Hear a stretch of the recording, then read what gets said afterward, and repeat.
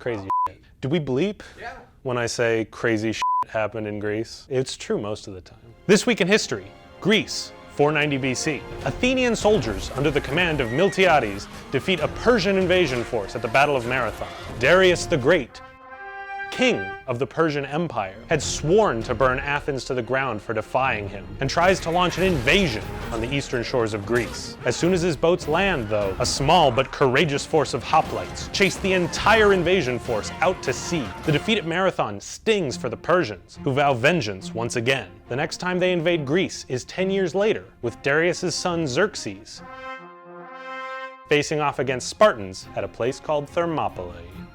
Did I say that? Thermopylae.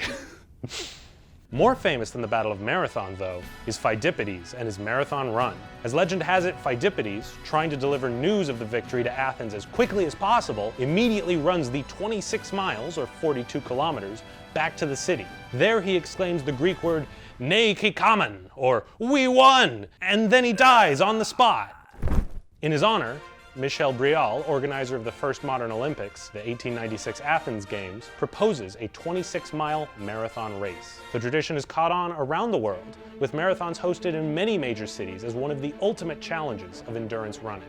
Phidippides died after running that far. The amount of strain it puts your body under, I mean, you would have to be insane to even try running a marathon. You'd be an absolute crazy person. I can't run a marathon,